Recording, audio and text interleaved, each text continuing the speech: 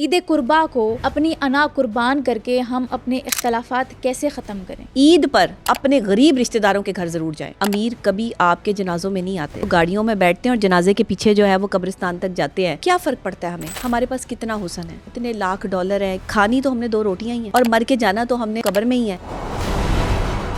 देखो बहुत अमीर तरीन आदमी आपने देखा हो कि मर के कब्र में ना गया हो। अगर आपका कोई ऐसा रिश्तेदार जो नर्म मिजाज है, आपसे नहीं लड़ना चाहता लेकिन आप उससे लड़ गए हैं, तो याद रखिएगा पानी इतना नरम है कि बहता है तो बहता चला जाता है और अगर टकरा जाए तो चट्टानों तक को जो है वो रेजा रेजा कर देता है। एक बंदा जो मुस्तकिल तौर पर अच्छा ही कर रहा है किसी के लिए, ने कभी गलत नहीं किया, अचानक उससे कोई गलती हो जाती है, क्या उसकी क्रेडिबिलिटी पर आप इतना बड़ा छापा और ठप्पा लगा देंगे कि ये बंदा है ही गलत। यहाँ सिर्फ कुर्बानी का जानवर ही लोगों को बेऐब चाहिए। जो कुर्बानी कर रहा है वो बेशक झूठा हो। ईद के दिन इख्तलाफात ख़त्म करने का आसान तरीका क्या है, कुछ टिप्स बताएं। रूठे रिश्तेदार, उनके घर जब आप कोई भी ड्रेसिंग करके जाएं तो कलर्स जो है वो आपके शार्प होने चाहिए। ये क्या स्ट्रैटेजी या पॉलिसी है। ऐसे रिश्तेदार जो गोश्त ना मिलने पर नाराज़ हो जाएं ईद वाले दिन, उनका क्या किया जाए। अक्सर रिश्तेदारों की काफ़ी अरसे से एक दूसरे से बोलचाल बंद होती है और इख्तलाफात होते हैं, तो ईद कुर्बा पे अपनी अना कुर्बान करके वो अपने इख्तलाफात कैसे ख़त्म कर सकते हैं, ये सब कुछ हमें बताया है माहिर नफ्सियात डॉक्टर नबीहा अली खान ने। अस्सलाम वालेकुम डॉक्टर नबीहा, ईद बहुत बहुत मुबारक हो आपको। खैर मुबारक, आपको भी बकरा ईद बहुत बहुत मुबारक। खैर मुबारक, खैर मुबारक। अच्छा, ईद एक ऐसा त्यौहार होता है जहाँ पर आप अपने तमाम इख्तलाफात भुलाकर एक दूसरे को गले लगाते हैं जी। आज मैं आपसे यही जानना चाहूँगी कि काफ़ी रिश्तेदार ऐसे होते हैं जिनसे आपकी अनबन चल रही होती है, बातचीत नहीं होती काफ़ी अरसे से, जी। तो ईद कुर्बा को अपनी अना कुर्बान करके हम अपने इख्तलाफात कैसे ख़त्म करें। बेसिकली कुर्बानी की ईद का मकसद यही है कि आप कुर्बानी देना सीखें, अपनी अना को कुर्बान करें, अपने झूठ को कुर्बान करें, अपनी इस्लाह करें, अपने जो है मामलात को जो आपके किसी के साथ चल रहे हैं, कोई नाराज़गियाँ चल रही हैं, उसको ख़त्म करें ताकि आप एक अच्छे इंसान के तौर पे सामने आ सके। कुर्बानी इसी चीज़ की डिमांड है। कुर्बानी इंसान जब देता है ना तो वो अपनी किसी बहुत प्यारी चीज़ की कुर्बानी देता है। आप देखिए हम में से बहुत सारे लोग हैं जिन्होंने अपने बहुत प्यारे लोग कुर्बान किए, और किस लिए कुर्बान किए कि अक्सर औक़ात हम किसी से मोहब्बत करते हैं, प्यार करते हैं और हमें अपनी मोहब्बत की कुर्बानी देनी पड़ती है। फिर अगर हमें अपने रिश्ते कुर्बान कहीं करने पड़ जाते हैं तो वो भी हम कितनी बड़ी कुर्बानी दे रहे होते हैं। तो ये सब अल्लाह के आगे हमारी कुर्बानियाँ हैं। कहीं हम अपने जो है वो अना को कुर्बान कर रहे होते हैं, तो ये भी अल्लाह के आगे एक बहुत बड़ी कुर्बानी है, जिसमें अना की कुर्बानी देकर आप अपने रूठे रिश्तेदारों को मनाते हैं। आप उन लोगों के पास जाते हैं जिन लोगों ने आपका दिल दुखाया होता है, आपको तकलीफ़ पहुँचाई होती है, लेकिन आप अपनी अना को, अपनी मामलात को साइड पे रख के उनके घर चले जाते हो ईद का गोश्त लेकर और उनको एहसास दिलाते हैं कि आपको उनका एहसास है।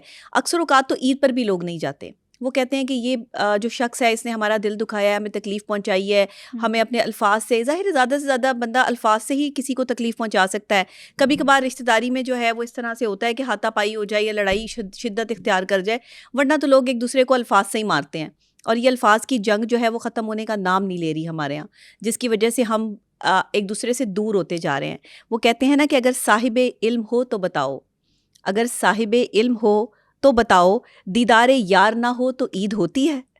तो जब तक आपको जो है वो आपके दोस्त आपके पास ना हो, आपके रिश्तेदार आपके प्यारे आपके पास ना हो, तो आप कैसे कहेंगे कि आपकी ईद हो गई है। ईद तो होती ही रिश्तेदारों के साथ, प्यार करने वालों के साथ, दोस्तों के साथ, अहबाब के साथ है। अगर कोई रूठा है तो आप उसको मना लें, लेकिन देखिए रूठने का भी एक कॉन्सेप्ट होता है। आप मना भी उसको सकते हैं जो मानना चाहे। जिसको आप मना रहे हैं और वो ना मानना चाहे या वो आपके साथ रहना ही ना चाहे या कोई ताल्लुक़ रखना ही ना चाहे, मनाने के लिए भी कैटेगरीज़ हैं। हम रिश्तेदारों को तो मना सकते हैं जाके कि उनके साथ कोई जो है मिसहैप हुआ है या कोई उनके साथ बदज़ुबानी हो गई है, बदअखलाक़ी हो गई है, तो उसकी माफ़ी मांग लें। लेकिन हम जो मोहब्बत में तोड़ जाता है उसको नहीं मना सकते। जो मोहब्बत में छोड़ जाता है उसको नहीं वापस ला सकते। जिसने मोहब्बत में आपको डॉज करवाया होता है, जिसने आपके एहसासात और जज्बात का खून किया होता है, वो चाहे ईद हो, त्यौहार हो, वो बस चला गया तो चला गया। वो आपकी ज़िंदगी में उस तरह वापस नहीं आ सकता या उसकी स्पेस नहीं बन सकती। तो इसलिए हमें तयन करना होगा कि हम किन को जाके मना सकते हैं। हम अपने बुज़ुर्गों को मना सकते हैं अगर वो हमसे रूठे हैं, हम अपने से छोटों को मना सकते हैं अगर वो किसी बात पे खफा हैं, हम अपने ऐसे रिश्तेदारों को मना सकते हैं जिनके साथ हमारा खून का रिश्ता है, वो जो हमसे जो है वो रूठ गए हैं, उनसे माफ़ी मांग लें अगर आप छोटे हैं। और अगर आप बड़े हैं तो आप शफ़क़त करें, आप फिर भी माफ़ करना सीखें। और कुर्बानी की तो आपसे मांगती ही कुर्बानी है। तो अगर आप इसमें अपनी अना नहीं कुर्बान करेंगे, क्योंकि देखें ज़िंदगी का कोई भरोसा नहीं है, ज़िंदगी में आने वाले लोग भी भरोसे के काबिल नहीं हैं। जब ज़िंदगी का ही भरोसा नहीं तो लोगों का आप कैसे भरोसा कर सकते हैं? बिल्कुल सही लेकिन कहा। फिर भी हम अपने रिश्तेदारों पर, अपने दोस्त अहबाब पे भरोसा करते हैं। पर होता क्या है कि जैसे ज़िंदगी साथ छोड़ जाती है ना, ऐसे ही रिश्ते नाते भी साथ छोड़ जाते हैं। एग्जैक्टली, ये भरोसा बिल्कुल तोड़ देते हैं, बिल्कुल बिल्कुल। मोहब्बत टूट जाती है, दिलों में गैप आ जाता है। फिर ईद हो, त्यौहार हो, कुछ भी हो, इंसान ना चाहते हुए भी उस तरफ नहीं बढ़ सकता जिस तरफ वो बढ़ना चाहता है। लेकिन मैं ये समझती हूँ कि घर की इज़्ज़त इसी में है और अपनी ज़ात की इज़्ज़त भी इसी में है कि आप अपने रूठे रिश्तेदारों को जो है वो मनाएं। और जिस दिन आपको पता चल जाता है कि काम आपकी मर्ज़ी से नहीं होते, इंसान जितना मर्जी जोर लगा ले, आपकी मर्जी से कुछ नहीं होने वाला, मेरी मर्जी से कुछ नहीं होने वाला। जो कुछ होना है अल्लाह की मर्जी से होना है। तो अल्लाह ने क्या कहा है कि तुम्हारे लिए वो रिश्ते बेहतर हैं जो तुम्हारे साथ मुखलिस हैं। तो अगर आप ये समझते हैं कि कुछ मुनाफिक रिश्तेदार हैं, कुछ ऐसे आपके दोस्त हैं जो वाकई मुनाफिक हैं, तो उनको मत मनाएं। उनको तो आप ईद पर भी रहने दें, कोई ज़रूरत नहीं उनके घर जाने की, या कोई ज़रूरत नहीं। कीड़ा ही बनना है, वो खराब उन्होंने, करनी है आप जिंदगी। उन्हें मना भी लें तो उन्होंने आपकी ज़िंदगी में जो है वो तूफ़ान बदतमीज़ी उठाना है। बिल्कुल। जो मुनाफिक है उसे तो माफ़ करने का हुक्म ही नहीं है। झूठा आदमी जो है, जिसने झूठ बोल के आपकी क्रेडिबिलिटी को ख़राब करना है, इनको आप नाराज़ ही रहने दें। मैं नहीं इस चीज़ को जो है वो मानती। ना मैं आपको मशवरा दूंगी कि ऐसे रिश्तेदारों को जाके मना लें, या ऐसे दोस्तों को जाके मना लें, या ऐसी मोहब्बत को जाके मना लें जो आपको तकलीफ़ दे, जो आपको अजियत पहुंचाए, जो आपसे झूठ बोले, जो आपकी क्रेडिबिलिटी को ख़राब करे, या जो आपके साथ मुनाफकत करे, आप ही के लोगों में बैठ के आप ही के खिलाफ साजिशें करें। ऐसे रिश्तेदारों से तो दूर रहना ही बेहतर है, चाहे ईद हो चाहे त्यौहार हो। अब आप ये देखें, क्या फ़र्क पड़ता है हमें, हमारे पास कितना हुस्न है, क्या फ़र्क पड़ता है हमारे पास कितने दौलत, कितने लाख डॉलर हैं, कितने बंगले हैं, कितनी गाड़ियां हैं, कितना बैंक बैलेंस है, कितना बिजनेस है। खानी तो हमने 2 रोटियां ही हैं, सोना तो हमने बिस्तर पे ही है, और मर के जाना तो हमने जो है वो कब्र में ही है। मुझे आप एक बात बता दें कि बहुत अमीर तरीन आदमी आपने देखा हो कि मर के कब्र में ना गया हो, या बहुत अमीर तरीन आदमी देखा हो कि वो जो है वो रोटी ना खाता हो, या बहुत अमीर तरीन आदमी देखा हो जो बिस्तर पे ना सोता हो। गरीब आदमी भी बिस्तर पे सो रहा है, अमीर आदमी भी बिस्तर पे सो रहा है। फ़र्क सिर्फ इस तरह का है कि अमीर आदमी मखमल के बिस्तर पे सो रहा है और गरीब आदमी टाट के बिस्तर पे सो रहा है, एक सादी चादर पर सो रहा है। लेकिन ये फ़र्क सिर्फ तब तक है जब तक उस शख्स के पास पैसा नहीं है। जैसे ही उसने अपनी क्रेडिबिलिटी को इंक्रीज़ करने की कोशिश की, उसके पास पैसा आ गया। बहुत से रिश्तेदारों से हम इसलिए नहीं मिलते कि उनके पास पैसा नहीं है, वो गरीब हैं। वो अगर हमारे घर आएंगे तो वो उस तरह से जो है वो तोहफे तहाइफ नहीं ला सकते। उनकी क्रेडिबिलिटी को ख़राब करके हम अमीर रिश्तेदारों से मिलते हैं, जो आएंगे तो फ्रूट्स भी लेकर आएंगे, फूल भी लेकर आएंगे, गिफ्ट्स भी लेकर आएंगे बच्चों के लिए। हम उनसे मिलना चाहते हैं। लेकिन अमीर कभी आपके जनाजों में नहीं आते, अमीर रिश्तेदार कभी आपको कंधा नहीं देते। अमीर रिश्तेदार तो गाड़ियों में बैठते हैं और जनाजे के पीछे जो है वो कब्रिस्तान तक जाते हैं। गरीब आदमी, गरीब रिश्तेदार जो है वही कंधा देने आएगा, वही मुश्किल वक्त में आपका साथ देने आएगा। तो ये जो गरीब रिश्तेदार है ना आपके, इनको अपने साथ अटैच रखें। ये मुश्किल वक्त के साथी हैं, ये रिश्तेदार जिनको आप गुर्बत की वजह से छोड़ देते हैं। अगर वो नाराज़ हैं तो उनको जाके मनाएं, उनके घर गोश्त लेके जाएं, एक्स्ट्रा लेके जाएं। ये है कुर्बानी की ईद। कुर्बानी असल में अल्लाह हमें सिखा ये रहा है, हमें ये नहीं सिखाया जिसने कुर्बानी की है उसको भी जाके गोश्त दिया। और रिश्तेदारों में ये होना चाहिए कि अगर आपके घर में कुर्बानी हुई है और रिश्तेदारों के घर भी कुर्बानी हुई है, तो अगर आपने जैसे गाय की कुर्बानी की है या बकरों की कुर्बानी की है और उन्होंने जो है वो ऊँट की कुर्बानी की है या गाय की कुर्बानी की है, तो जो कुर्बानी का गोश्त उनके पास ऑलरेडी मौजूद है वो गोश्त उन तक ना पहुँचाएँ। जो उन्होंने जानवर नहीं किया उसका गोश्त उन तक पहुंचाएं।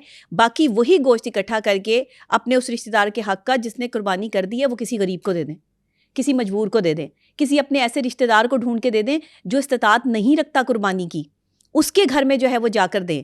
जब आप किसी अपने गरीब रिश्तेदार के घर जाके अच्छा ढेर सारा गोश्त, अच्छा बेहतरीन गोश्त लेके जाएंगे, वो खुश होकर उसके बच्चे खाएंगे। अमीर आदमी तो सारा साल खाता है, हम तो खाते हैं मटन है, हम हैं या कोई हम जैसे और लोग हैं जो अपना कमाते हैं, अपना खाते हैं, अल्लाह ने इज्जतें दी हुई हैं।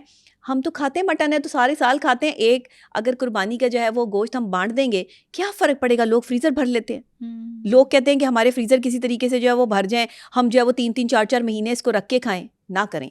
कुर्बानी इसका नाम नहीं है। कुर्बानी अपने फ्रीज़र को, अपने गोश्त को जो है वो रखने का नाम नहीं है। फ्रीज़र भर लेते हैं लेकिन लोगों का पेट नहीं भरते। सबसे पहली बात यह कि जो कुर्बानी का गोश्त है ना, वो कुर्बानी की ही अल्लाह की राह में गई है। अल्लाह को तो गोश्त नहीं चाहिए, अल्लाह को तो जानवर का खून नहीं चाहिए। वो खून क्यों बहाया जा रहा है?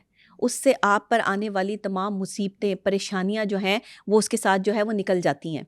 आप जब अपने घर में कुर्बानी करते हैं, कुर्बानी का जानवर आपके घर में आता है, आप उसकी देखभाल करते हैं, उससे प्यार करते हैं, उसके खाने पीने का ध्यान करते हैं, अल्लाह को ये अमल पसंद है। बेसिकली अल्लाह को जो अमल पसंद है वो बंदे से करवाता है। वो कहता है कि मेरा बंदा जो है वो वही अमल करे जो मुझे पसंद है। उसे पसंद है कि लोग जो है वो अखलाकियात से रहें, तो अखलाकियात से रहें। लोग यहाँ बद इखलाक हैं, एक दूसरे पे लान तान करते हैं, बदतमीज़ी करते हैं, आपस में लड़ाइयाँ करते हैं। खफा क्यों होते हैं? ज़ुबान की वजह से ही खफा होते हैं ना। जब आपकी कोई इज्जत नहीं होती है ना, तो दूसरे आपको बेइज्जत करने में फ़ख्र महसूस करते हैं। अपनी इज्जत इंसान को खुद बनानी पड़ती है। जो लोग अपनी इज्जत नहीं करवा पाते, लोग उनको बेइज्जत करना शुरू कर देते हैं। इसलिए अपनी इज्जत के लिए अगर कहीं आपको सख्त भी होना पड़े तो आप सख्त भी हो जाएं, लेकिन अपनी इज्जत नफ्स पे समझौता ना करें, ऐसे लोगों के आगे ना झुकें। कुर्बानी के गोश्त को अपने पास इकट्ठा ना करें, कुर्बानी के मकसद को समझें। कुर्बानी का मकसद जो है वो ये नहीं था कि हज़रत इब्राहीम हज़रत इस्माइल को जो है वो अल्लाह की राह में पेश कर रहे हैं।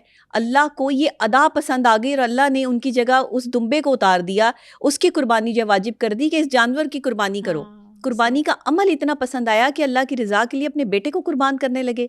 बेसिकली मकसद जो है वो बाप और बेटे की मिसाल था। बेसिकली जो मकसद था हमें समझाने के लिए, वो एक बाप और बेटे की मोहब्बत और अल्लाह पर ईमान और यकीन था। हमें इस कुर्बानी को जो है वो समझना है। अल्लाह के लिए कुर्बान कर दिया अपनी सबसे प्यारी चीज़। हाँ, तो इंसान अपना अना बेटा को क्यों नहीं कुर्बान कर सकता? हमें अपनी अनाओं से कितनी हाँ मोहब्बत है ना, हम अपनी अना को नहीं तोड़ सकते। अना को कुर्बान करने वाला शख्स जो है वो अल्लाह की बारगाह में अफजल है।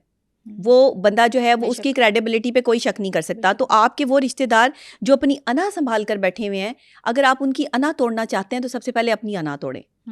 लेकिन मुनाफिक रिश्तेदारों के लिए नहीं, अच्छे रिश्तेदारों के लिए जिनसे आप खफा हो गए या जिनके लिए आपने कोई ज्यादती कर दी, मुनाफिकों को भी माफ कर दें, लेकिन मिले नहीं, कभी भी मिले नहीं। जो आपकी इज्जत नहीं कर सकते उनको मुंह ना लगाएं। अगर आपने साइकोलॉजिकली इमोशनली अपने आप को स्ट्रांग रखना है, अपने माइंड को स्ट्रांग रखना है, तो ज़िंदगी में एक चीज़ का हमेशा ख्याल रखें और एक चीज़ पर हमेशा फोकस करें कि आपने कभी भी ऐसे लोगों के साथ ताल्लुक़ नहीं रखना जो मुनाफिकत करते हैं, जो आपसे झूठ बोलते हैं, क्योंकि झूठा आदमी क्रेडिबल नहीं होता। झूठे आदमी का कोई जो है वो क्रेडिट नहीं होता, वो झूठ बोलता है। देखिए, इंसान अपने औसाफ से अजीम बनता है, आपके औसाफ आपको अजीम बनाते हैं। ऊंचा ओहदा हासिल करने से कोई ऊंचा नहीं हो जाता। हमारे बहुत से ऐसे रिश्तेदार होते हैं, बहुत से ऊंचे ओहदों पे फाइज होते हैं, उन्हें अपने ओहदे का ही गरूर नहीं जो है वो मान पड़ता। वो जो है वो क्या करते हैं, अपने मुलाजमों के हाथ जो है वो ईद पे भी गोश्त जो है वो लोगों के घरों में भिजवा देते हैं, अपने रिश्तेदारों के घर। कोई ड्राइवर आ रहा होता है, ईद मुबारक का मैसेज नहीं करते कि जी वो आला ओहदे पे फाइज हैं, वो कहीं मिनिस्टर लगे हुए हैं, वो कहीं DCAC लगे हुए हैं, तो जी वो नहीं आ सकते। ईद पर कम से कम अपने गरीब रिश्तेदारों के घर जरूर जाएं।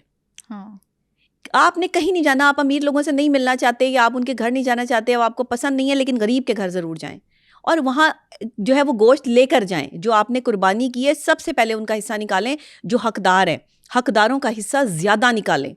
आप यकीन करें, मेरे घर में जितना गोश्त कुर्बानी का आता है ना, वो 2 बकरे हों, 4 बकरे हों, 3 बकरे हों, जितने भी हों, जो मेरी इस्तिताअत होती है, जो मैंने अपनी कमाई में से, जो सारा साल हम कमाते हैं उसमें से निकालना होता है। बेसिकली तो ये आपकी कमाई होती है ना, जिसमें से आपने जो है वो अल्लाह की राह में ये कुर्बान करनी है, कुर्बानी देनी है। तो यहाँ पर जो है वो सारा गोश्त मैं बांट देती हूँ। कोई चीज़ नहीं कि आप अपने फ्रीज़र में, फ्रिज में रखें। मैं अपने घर वालों को भी ये समझाती हूँ। और रान भी अगर रोस्ट होती है तो वो भी जो है वो दोस्तों में या ऐसे रिश्तेदारों में जो बांट दी जाती है जिनके घर कुर्बानी नहीं होती। मैंने कभी ज़िंदगी में जो है वो गोश्त जो है फ्रीज़ करके महीनों तक नहीं रखा। ये तो बहुत अच्छी बात है। आप इस चीज़ को सीखें कि ये काम सही नहीं है। गर्मी के मौसम है, आपके फ्रिज फ्रीज़र ख़राब हो जाएंगे, आपका गोश्त तो ख़त्म हो गया। गोश्त इकट्ठा करके, गोश्त जमा करके, क्या साइकोलॉजी है आपकी कि आपने जो है इतने अरसे तक खाना है। आपको पता है कि वो जब वो फ्रोज़न हो जाता है, जब वो फ्रीज़ हो जाता है, तो उसके बाद उसकी तो ग़िज़ाइयत ही ख़त्म हो जाती है, इतनी उसमें ग़िज़ाइयत ही बाकी नहीं रहती है। तो आप उसको कुर्बानी के गोश्त को जितनी जल्दी हो सके उतनी जल्दी जो है वो इस्तेमाल कर लें। इससे बीमारियां भी नहीं बढ़ेंगी, इससे अल्लाह की जो एक कुर्बानी की ये ईद है और जो फरीज़ा है वो भी सरअंजाम होगा और हकदारों तक उनका हक भी पहुंच जाएगा। देखिए, बहुत सारी लड़ाइयाँ हमारी लोगों के साथ इस वजह से होती हैं कि एक सही बोल नहीं पाता और दूसरा सही सुन नहीं पाता। अक्सर औकात लड़ाइयाँ इस तरह होती हैं कि एक बंदा जो है वो बोल रहा है लेकिन वो सही नहीं बोल रहा, वो गलत बोल रहा है, लड़ाई हो गई। एक बंदा सुन रहा है लेकिन वो जो बोल रहा है वो उस चीज़ को नहीं सुन रहा, वो अपनी मर्जी से जो है वो उन सारी बातों को ले रहा है, लड़ाई हो गई। जिसकी वजह से ईदें हों, त्यौहार हों, कोई इस तरह के इवेंट्स हो, लोग एक दूसरे से जो है वो दूरियां अख्तियार करते हैं, एक दूसरे के घर नहीं जाते, कुर्बानी करते हैं तो गोश्त नहीं पहुंचा के आते। ना करें ऐसे। किसी इंसान की कमज़ोरी जो है ना, उसका फ़ायदा नहीं उठाना आपने। अगर कोई इंसान कमज़ोर है, आपसे नहीं लड़ सकता, तो उसे माफ़ कर दें। अगर आपका कोई ऐसा रिश्तेदार जो नर्म मिजाज है, आपसे नहीं लड़ना चाहता, लेकिन आप उससे लड़ गए हैं और आप पशेमान हैं कि मैं इससे जो है वो मैंने लड़ाई की, आप उससे माफ़ी मांगना चाहते हैं, तो याद रखिएगा, पानी से ताकतवर कोई चीज़ नहीं है, पानी से नर्म भी कोई चीज़ नहीं है। पानी इतना नर्म है कि बहता है तो बहता चला जाता है, और अगर टकरा जाए तो चट्टानों तक को जो है वो रेजा रेजा कर देता है। ये पानी की ताकत है। तो इस तरह की ताकत बने। आप लोगों के लिए गलत ताकत ना बने, लोगों के लिए गलत इमोशंस ना क्रिएट करें। कभी भी किसी को नीची नज़र से मत देखें। आपके बहुत सारे रिश्तेदार, आपके दोस्त ऐसे होते हैं जो आपसे कमतर होते हैं। अच्छा, रिश्तेदार छोड़े ना, अपने घर में ही ऐसे अपने होते हैं, घर में मौजूद बहन भाई भी ऐसे होते हैं, मैंने बिल्कुल देखे बहन हैं। भाई भी होते हैं, जो आप उन्हें कमतर ना देखें, कमतर आप होते हैं कमतर और ना फिर बातें समझें। सुनाते हैं उनके नानी। पास इतने पैसे नहीं हैं, या वो हाँ, इस तरह से जो है इस वो आपकी बेसिस तरह पे। अच्छे कपड़े नहीं पहन सकते या अच्छा खा नहीं सकते, तो आप उनकी मदद का जज्बा लेकर आगे बढ़ें, उनकी मदद करें।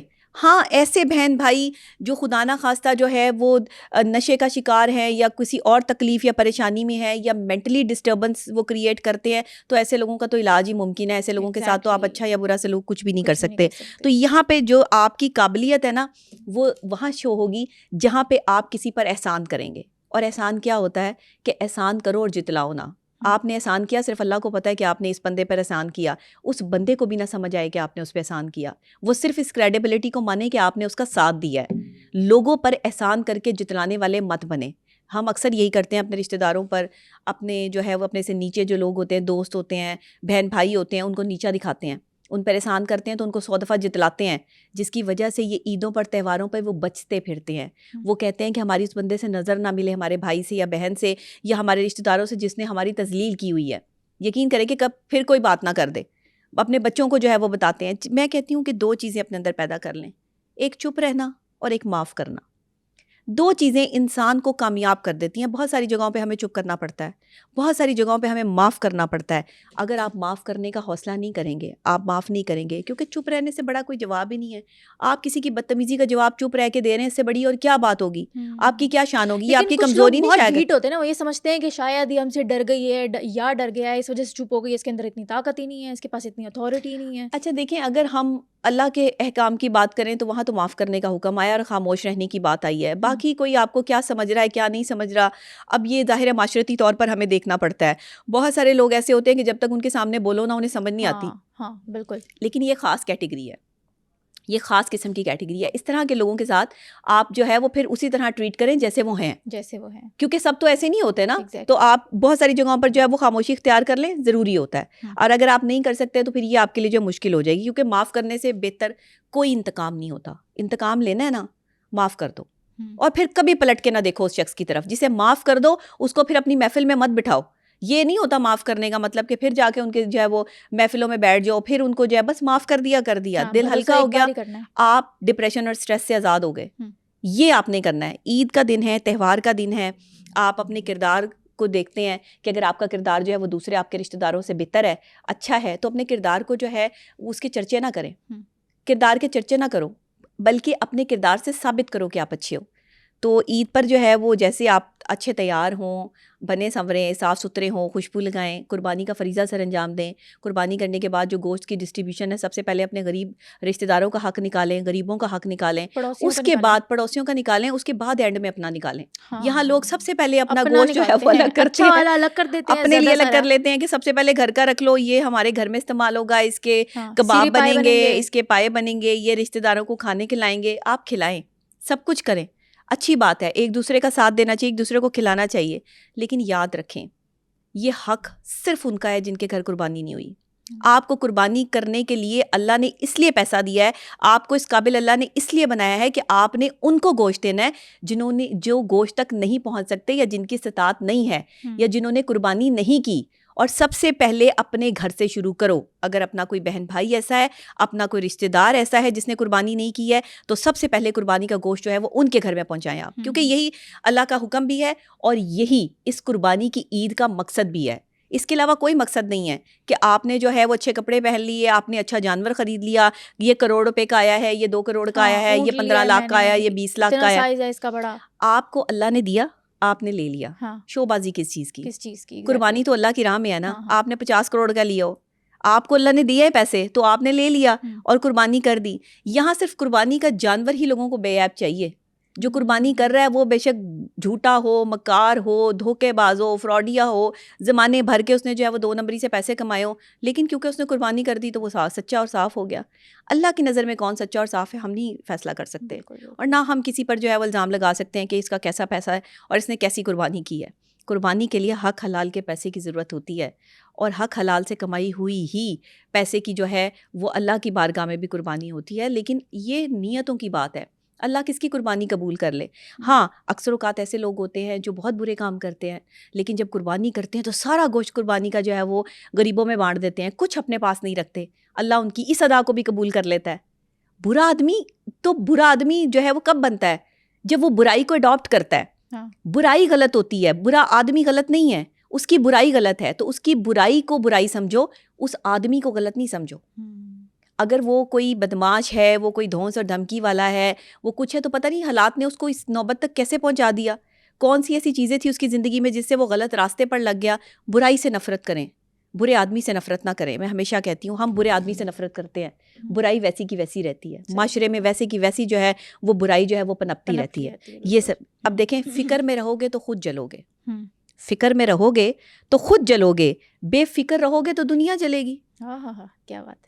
तो आपने अगर फ़िक्र में रहना है, सारा दिन सोचते रहना है मुझसे ये गलती हो गई, मैंने इसका दिल दुखा दिया, मैंने ये कर लिया, जो हो गया सो हो गया, माफ़ कर दो, खामोश हो जाओ, माफ़ी मांग लो। नहीं मांग सकते तो अल्लाह की बारगाह में माफ़ी मांग लो, किसी ना किसी तरीके से वो उजाला जो है वो आपको मिल जाएगा। सबसे बड़ी ज़ात जो है ना वो अल्लाह की, आप उसके साथ कनेक्ट हो जाएं, आपके लिए आसानी पैदा हो जाएगी। लेकिन अगर आप फ़िक्र में रहेंगे तो खुद जलते रहेंगे, बेफ़िक्र रहेंगे तो दुनिया जलती रहेगी। क्या बात, आपको खुश देख कर। ईद के दिन इख्तलाफात ख़त्म करने का आसान तरीका क्या है? कुछ टिप्स बताएं। देखें, ईद के दिन तो ईद का दिन हमारे पास एक अपॉर्चुनिटी आ गई कि खुशी का दिन है जिसमें हम अपने रूठे रिश्तेदारों के घर आसानी से जा सकते हैं। किसी की इजाज़त लेने की भी ज़रूरत नहीं है, किसी के फ़ोन करके जो है वो पूछने की भी ज़रूरत नहीं है। आपने कुर्बानी के गोश्त के बहाने कहीं ना कहीं आप जो है वो जा सकते हैं। सबसे पहले जो रूठे रिश्तेदार हैं उनकी लिस्ट बना लें, उस लिस्ट में उनके उसकी लिस्ट में उनका जो है वो नाम लिख लें और ख़ुद जाएं। घर का जो बड़ा सरबराह है या घर के जो नॉर्मली जो सारे काम करते हैं लोग, वो जाएं। ये ना करें कि अपने ड्राइवर को भेज दिया, अपने मुलाजिम को भेज दिया, किसी को भेज दिया। जो कम से कम रूठे में वहाँ तो इस तरह की हरकत ना करें। ख़ुद जाएं आप, और ख़ुद जाकर जाइए, अपने घर के किसी बड़े को लेकर जाएं साथ, और आप वहाँ जाकर जो है वो उनको कुर्बानी का गोश्त भी दें और मीठा भी लेकर जाएं उनके लिए, ताकि आप मुँह भी मीठा करवा सकें। जब आप किसी के लिए एक स्टेप लेंगे तो दूसरा भी आपके लिए लेगा। अच्छा, बहुत से रिश्तेदार बड़े ढीठ भी होते हैं, मैं आपको बताऊँ। आप उनके घर गोश्त लेकर जाते हैं, आप उनको मनाने की कोशिश करते हैं, लेकिन वो आगे से मानने की बैठे होते हैं। वो कहते हैं हमें चाहिए नहीं, ले जाओ अपना गोश्त वापस यहाँ से, हमें नहीं चाहिए। इस तरह के लोग भी होते हैं। इस तरह के लोगों को आप बस अल्लाह पे छोड़ दें। आप उन्हें कहें कि हमने अपना फ़र्ज़ अदा किया, हम आपके पास आ गए हैं, आगे आपका जो भी खलाक है वो अल्लाह के हवाले। ये 2 चीज़ें जो है वो आपने, वहाँ लड़ने की ज़रूरत नहीं, वहाँ कुछ करने की ज़रूरत नहीं। आप खामोशी से उठें और आ जाए। अगर वो आपको नहीं कबूल करते, सिंपल सी बात है, खामोशी और सर झुका के जिस दरवाजे से आप निकलेंगे ना, उस दरवाजे के अंदर रहने वाले लोगों का दिल एक दफ़ा दहलेगा ज़रूर, ये याद रखिएगा। ये साइकोलॉजिकली मैं आपको बता रही हूँ। लेकिन अगर आप उसको जवाब दे के वहाँ से आएंगे ना, तो फिर वो आपके जाने के बाद जो है वो आपके बारे में नहीं सोचेगा। जिस बदतमीज़ रिश्तेदार या बदतमीज़ दोस्त या बदतमीज़ अहबाब के घर आप गए हैं और उसने आगे से आपके साथ बदतमीज़ी की है, खामोशी इख्तियार कर लें, क्योंकि ईद का दिन है, त्यौहार का दिन है, लड़ना नहीं है, ना ही कोई जो है वो इस तरह की आपने जो है वो बात करनी है।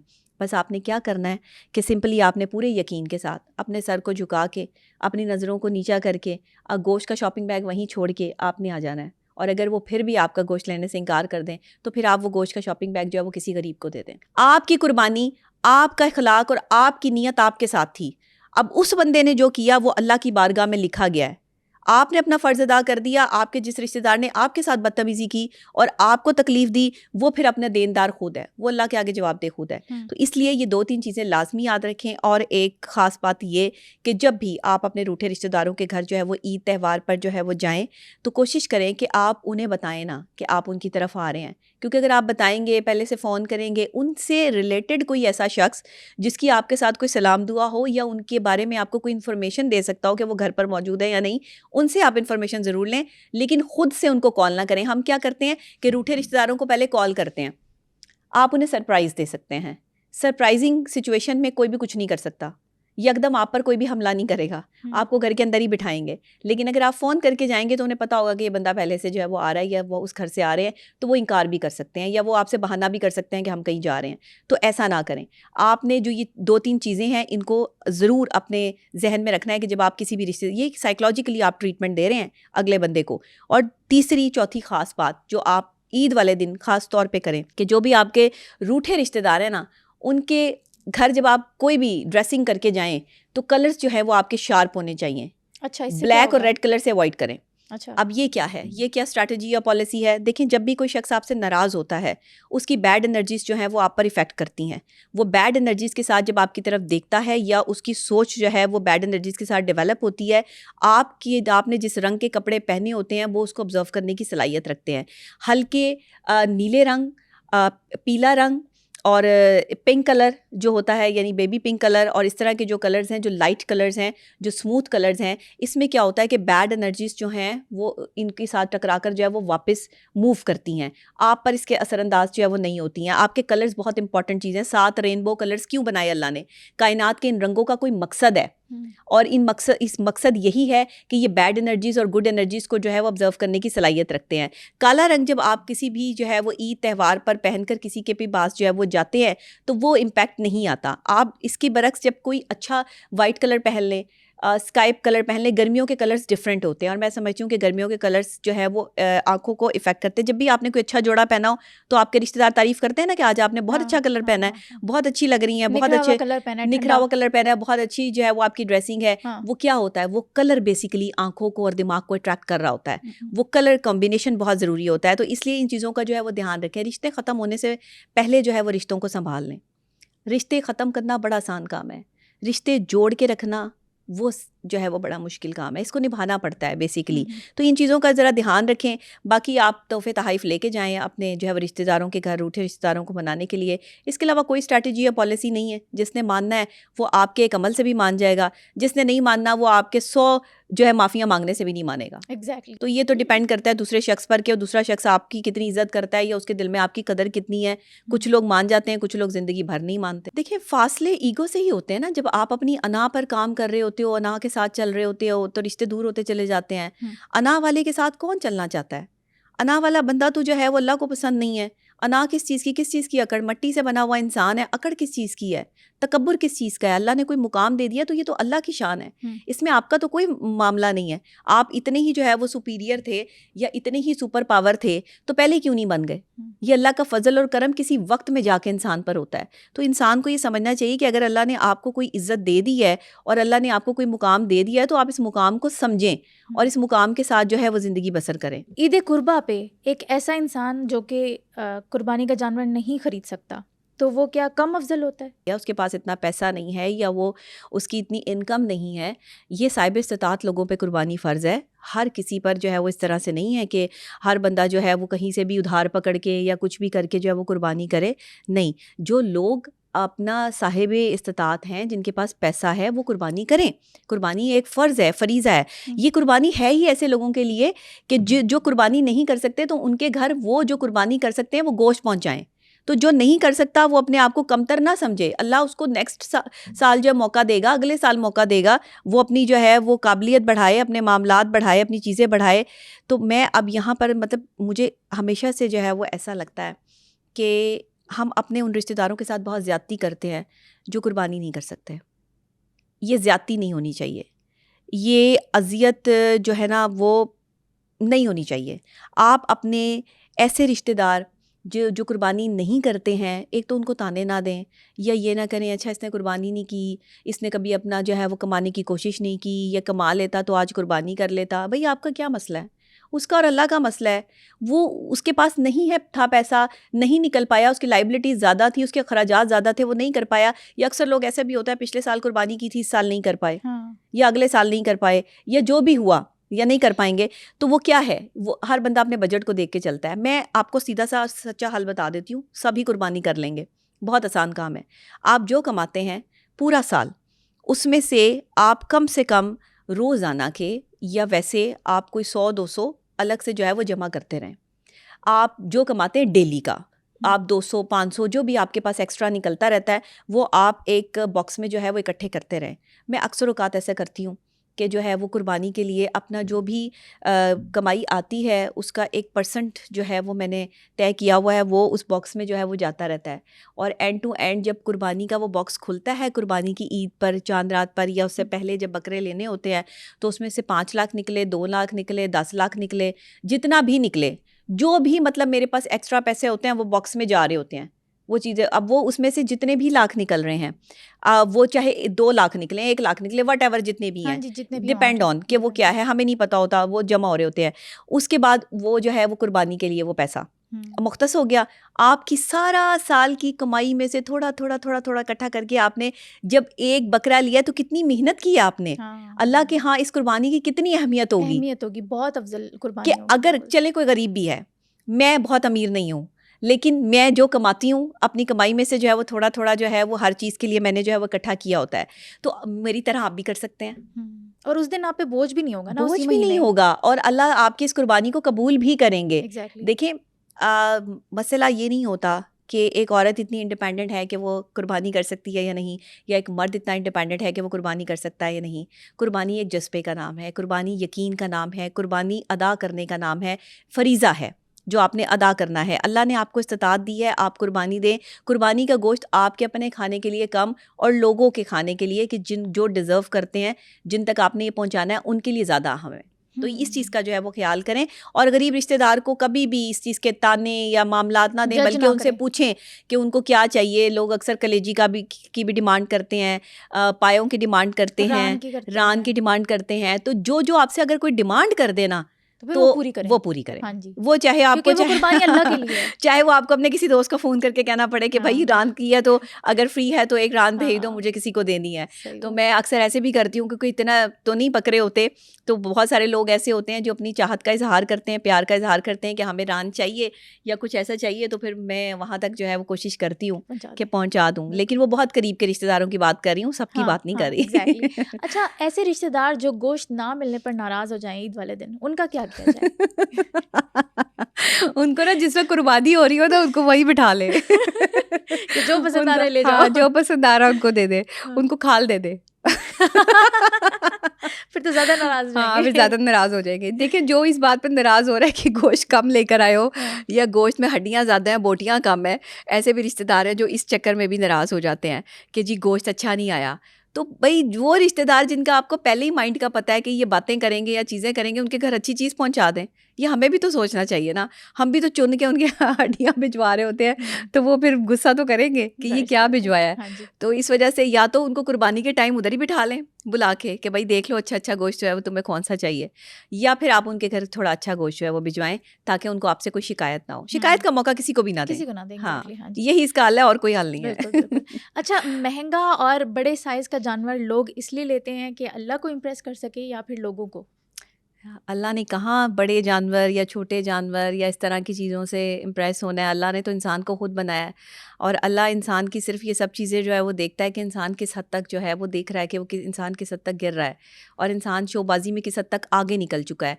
हमें आज हम अपने पैसे का जो दिखावा कर रहे हैं वो सिर्फ अपने लिए है, या अपने दोस्तों के लिए, या अपने लेवल्स को अपग्रेड करने के लिए कि जी मैंने इतने लाख का जो है वो बैल ले लिया, मैंने इतने लाख की कुर्बानी कर ली, ये इसकी ये मतलब श्योरिटी है, कीमत है, या इसकी ये कैपेसिटी है, इसमें से इतने मन गोश्त निकलेगा। जितने भी मन गोश्त निकले उसमें हिस्सा जिसका है उसी तक जाना है ना, उसकी खाल भी उतर जानी है, सारा कुछ अलग अलग हो जाना है, गोश्त ही बनना है, सबका गोश्त ही बनना है और वही बटना है। जिसमें से ज़्यादा निकलता है वो भी जो है वो अच्छी बात है, जो ले सकता है वो ले, लेकिन शोबाजी ना करें। आप 15 लाख का ले सकते हैं, आप 15 करोड़ का ले सकते हैं, इसमें हमें तो कोई एतराज़ नहीं है। जितनी अल्लाह ने आपको इस्तिताअत दी है वो करें, लेकिन ऐसी शोबाजी ना करें कि जिससे गरीब आदमी जो है वो ये सोचने पे मजबूर हो जाए कि एक आदमी जो है वो इतने करोड़ों की कुर्बानी कर रहा है और हम चंद लाख की कुर्बानी भी नहीं कर सकते, चंद हज़ार की कुर्बानी भी नहीं कर सकते। तो किसी को ये सोचने पे मजबूर ना करें। और ना ही अपनी, मेरा ख्याल है अगर आप कोई बैल या चीज़ें लेते हैं तो उसको देखने से पता चल जाता है कि इसकी क्या कीमत है, बकरे की, बैल की। मुझे नहीं लगता कि इस तरह से जो है वो बताना कोई बहुत बड़े मुनासिब होगा। लेकिन आजकल क्योंकि सोशल मीडिया का दौर है तो सोशल मीडिया पे कीमतें सबसे पहले जो है वो छाई होती हैं, और जो सबसे महंगा बैल होता है उसकी बोलियां लग रही होती हैं, सबसे महंगा बकरा होता है उसकी बोलियां लग रही होती हैं, और उसे ख़रीदने वाला जो है वो सबसे मोतबर जाना जाता है। अल्लाह की नज़र में सबसे मोतबर कुर्बानी उस शख्स की है जिसने ईमान की ताकत के साथ, किरदार की ताकत के साथ और इस यकीन की ताकत के साथ कुर्बानी की है कि ये गोश्त उसने गरीब और मुस्तहिक लोगों में बांटना है। जिसने इस नीयत के साथ कुर्बानी की है, कुर्बानी उसकी कबूल है। बड़े बैल ले लेना, बड़े बकरे ले लेना, बहुत सारे पैसे उन पे खर्च कर देना, ये अल्लाह की, आपको अल्लाह ने इस्तिताअत दिया, आपको अल्लाह ने पैसा दिया, आप करें, अच्छी बात है। मैं नहीं कहती कि ना करें या आप ये कोई शोबाजी कर रहे हैं। अल्लाह ने जिनको पैसा दिया है वो अपने पैसे से जो है वो ख़रीदें और लोगों में बांटें, लेकिन अपने फ्रीज़र और फ्रिज ना भरें, क्योंकि आप तो सारा साल खाते हैं, आप तो होटलों में जाके भी खा सकते हैं। हाँ। जो नहीं खा सकते उन तक जो है वो ये चीज़ें जो है वो पहुँचाए ताकि उनका भला हो। तो अगर हम जैसे जो है वो लोग इस चीज़ का ख्याल कर सकते हैं तो मेरा ख्याल है बहुत अमीर लोग जो हैं, बहुत जो जिनकी मिलें हैं, जिनकी जो बिज़नेस कम्युनिटी से जिनका ताल्लुक़ है, उनको चाहिए कि सब बांट दिया करें। अपने गरीब रिश्तेदारों का ज़्यादा ख्याल रखें। मैं हमेशा कहती हूँ अपने घर से शुरू करें। एग्जैक्टली। अच्छा, अगर आपके गरीब रिश्तेदार या पड़ोसी भूखे हैं ईद कुर्बा वाले दिन और आप उन्हें गोश्त नहीं देते तो क्या कुर्बानी अल्लाह कबूल करेगा? देखिए, इतना बड़ा सवाल कर लिया आपने कि अगर ईद कुर्बान वाले दिन भी आपका कोई पड़ोसी या आपका कोई गरीब रिश्तेदार जिसके घर में गोश्त नहीं गया, वो भूखा है, हम जब छोटे होते थे ना तो क्योंकि हम कुर्बानी तो नहीं कर सकते थे, मेरे वाले साहब नहीं थे, तो मैं हमेशा से जो है वो अल्लाह से दुआ करती थी कि या अल्लाह मुझे इस काबिल बनाएं कि मैं कुर्बानी कर सकूं। और मैं घर में सबसे बड़ी थी। अच्छा। तो मेरी ये ख्वाहिश होती थी कि मैं अपने पैसों की कुर्बानी करूं। तो मेरे जैसे और बहुत सारे बच्चे जो ये सोच रखते हैं, ये मैं इसलिए ये कहानी रिपीट कर रही हूँ ताकि वो बच्चे जो इस टाइम ये पॉडकास्ट देख रहे हैं या वो नौजवान जो इस टाइम पॉडकास्ट देख रहे हैं, कुर्बानी नहीं कर सकते, इस्तिताअत नहीं रख सकते, वो इस बात को समझें कि मैं इस चीज़ से गुजर चुकी हूँ। मैं नहीं ख़रीद सकती थी, मेरे वालिद साहब नहीं थे, घर में कोई बड़ा भाई नहीं था, किसकी कमाई से बकरा आता या कहाँ से आता। मैं अल्लाह से दुआ ये करती थी। अच्छा, मैं बिल्कुल इस चीज़ से वो नहीं थी कि मेरे रिश्तेदारों के घर में कुर्बानी हो रही है। जब वो हमारे घर में गोश्त भेजा करते थे ना बचपन में, तो मैं जो है वो उसमें से अगर वो कोई गोश्त अच्छा नहीं होता था, कुछ नहीं होता था, तो मैं वो सारा गोश्त जो है वो इकट्ठा करके ना साइड पे, और उसमें से भी शॉपर बना लिया करती थी। अच्छा, गरीबों को बांटने के लिए। और काफ़ी ईदों पर ऐसा भी हुआ कि कहीं से कोई गोश्त नहीं आया और हमने जो है वो बगैर गोश्त के ही ईद गुजारी। ये सारे हालात हम देख चुके हैं, मैं देख चुकी हूँ अपनी लाइफ में। हमने कुर्बानी नहीं की और इतने पैसे नहीं थे कि कुर्बानी की जा सकती। ये बचपन की बात बता रही हूँ आपको कि जब छोटी थी।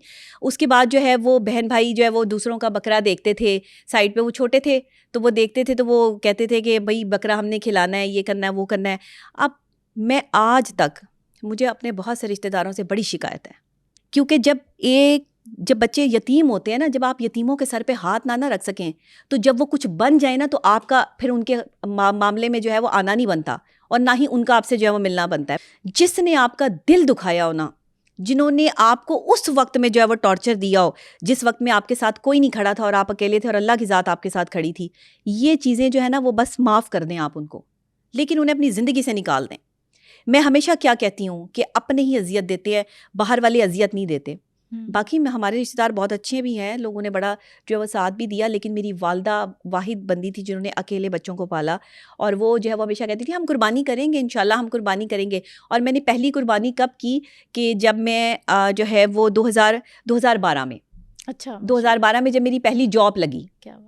और जो है वो मैंने जब पहला प्रोग्राम जो है वो होस्ट किया, उससे मुझे जो पैसे आए वो मैं थोड़े थोड़े जो है वो जमा करती थी, महीने के जो है वो पैसे जमा करके उसमें रखती थी। इसीलिए मैं आपको बता रही हूँ कि जो लोग कुर्बानी नहीं कर सकते वो ऐसे कर सकते हैं, तो परेशान नहीं होना। देखें, मैंने कभी हिम्मत नहीं हारी। हाँ। मैंने हमेशा बड़ी डिटर्मिनेशन से मुकाबला किया चीज़ों का, लोगों का। मैं इन चीज़ों से जो है वो गुजरी हूँ। मुझ जैसे बच्चे बहुत कम होते हैं जो अपने बचपन में ही इन तकलीफ़ात और परेशानियों को देखते हैं, लेकिन हिम्मत नहीं हारनी।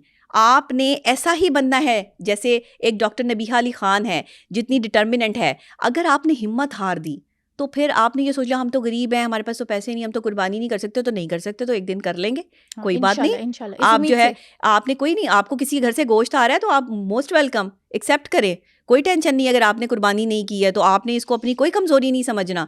मैंने आज तक इस बात को अपनी कमज़ोरी नहीं समझा। फिर 2012 से लेके अब तक अल्लाह ने मुझे इस काबिल किया कि मैं कुर्बानी करती हूँ, माशाल्लाह। और तब से अहद कर लिया था कि जो गोश्त आएगा वो ज़्यादा से ज़्यादा गरीबों में बटेगा। क्या बात अपने है, लिए क्योंकि उसको रखने एहसास बड़ा है कम ना है, कि जब ना एहसास हो है। तो कैसी फीलिंग आज आती देखिए है ना, ईद वाले आज दिन। आज अल्लाह ने जो है वो इतनी इज्जत दी, इतनी शोहरत दी, पैसा भी दिया कि हाँ, जब चाहे जिस मर्जी रेस्टोरेंट में जाके खाना खा सकते हैं, मटन खा सकते हैं, चीज़ें खा सकते हैं।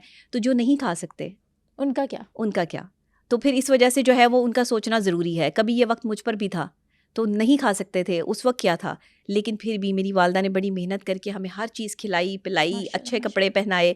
तो ये एक माँ की बड़ी क्रेडिबिलिटी होती है। माँ बाप का फ़र्ज़ अदा कर सकती है, लेकिन बाप माँ नहीं बन सकता। बिल्कुल बिल्कुल सही कहा, बिल्कुल ये सही ये कहा। ज़रूरी चीज़ें हैं। हाँ जी। तो अगर आपके कोई ऐसे रिश्तेदार हैं जो बेवा है, यतीम बच्चे हैं, जिनके सर पे वालिद का साया नहीं है, उनको आपने ये एहसास नहीं दिलाना कि आप उनके घर गोश्त लेके जा रहे हो, जी आपने बहुत कोई कमाल कर हमदर्दी दिया की है या वजह कोई से हमदर्दी। आप उन्हें कहो बेटा ये आपका हक हक है ये मैं आपका, आपके लिए आपके अच्छा लिए बेहतरीन कुर्बानी गोश्त की। लेके आया हूँ, ये आपने जो है वो खाना है। ऐसे लोगों को डिग्रेड करना छोड़ दें, ना करें ऐसी हरकतें और ना करें ऐसी चीज़ें। मुझे नहीं बिल्कुल जो है वो अच्छी लगती। हमारी छोटी छोटी गलतियों को हाईलाइट करके हमें कसूरवार तो ठहरा दिया जाता है, लेकिन हमारी अच्छाइयों पर जो है वो नज़रसानी नहीं की जाती। एक इंसान सारी ज़िंदगी अच्छाई करता है तो उसकी अच्छाई पर एक बुराई जो है वो पर्दा डाल सकती है? पॉसिबल कैसे हो सकता है? Exactly. एक बंदा जो मुस्तकिल तौर पर अच्छा ही कर रहा है किसी के लिए और अच्छाई में ही मुलव्विस है, उसने कभी गलत नहीं किया, अचानक उससे कोई गलती हो जाती है, तो क्या उसकी क्रेडिबिलिटी पर आप इतना बड़ा छापा और ठप्पा लगा देंगे कि ये बंदा है ही गलत? आपको कैसे पता है? मैं आप ये तयन नहीं कर सकते कि कोई गलत है या सही है। अल्लाह की बारगाह में कौन क्या है ये आपको क्या पता? और मुझे पता है कि आज कुर्बानी की ईद का जो असल मकसद है वो हम समझाने में कामयाब हो चुके हैं लोगों को। और बहुत से हमारे लोग जो ऐसे हैं जो आज का पॉडकास्ट देख के अगर रूठे रिश्तेदारों को मना लेंगे तो ये सवाब आपको और मुझे मिलेगा। और बहुत से ऐसे रिश्तेदार हैं जो ये पॉडकास्ट सुनने के बाद जो है वो अपने रिश्तेदारों को माफ़ करने का हौसला रखेंगे, तो ये सवाब किसे मिलेगा? ये आपके पूरे चैनल और आपको और मुझे मिलेगा। हाँ। तो ये एक हमने अहम फरीज़ा सरअंजाम दिया, जी। ये भी कुर्बानी थी हाँ। जो हमने अपने वक्त की दी। ये भी कुर्बानी थी जो हमने जो है वो अल्लाह की रज़ा के लिए दी, अल्लाह के लोगों को मिलाने के लिए दी। तो कुर्बानी जो होती है ना, वो बेसिकली अपने अंदर की उन चीज़ों को कुर्बान करना जिन पर आप बहुत फ़ख्र करते हैं, आपको जिन पर नाज है। और अल्लाह कुर्बानी उन्हीं चीज़ों की मांगता है। कहते हैं कि मैं औलाद से भी आजमाऊंगा, मैं दौलत से भी आजमाऊंगा। ये दो चीज़ें बड़ी ज़बरदस्त आजमाइश है अल्लाह की। अल्लाह जो है वो इन चीज़ों से जो है वो आजमा रहा है बंदे को। तो मैं और आप कौन होते हैं कि हम उसकी आजमाइश पर पूरा ना उतरें? जब औलाद भी आजमाइश है और दौलत भी आजमाइश है। जिसके पास दौलत है वो अल्लाह से डरे। लोग दौलतमंद जो है वो दौलतमंदों से डरते हैं, दौलतमंदों से नहीं डरना, अल्लाह से डरना है। अल्लाह से डरना है, बिल्कुल exactly. Thank you so much. Thank you. सुनो पॉडकास्ट के बहुत से ऐसे व्यूवर्स हैं जिन्होंने अभी सुनो डिजिटल चैनल को सब्सक्राइब भी नहीं किया, और अगर आप समझते हैं कि मेरे इस पॉडकास्ट से आपने कुछ सीखा या फिर समझा, तो अभी सुनो डिजिटल चैनल को सब्सक्राइब करें ताकि मैं इसी तरह का वैल्यूएबल कंटेंट आप सब लोगों के लिए लाती रहूं।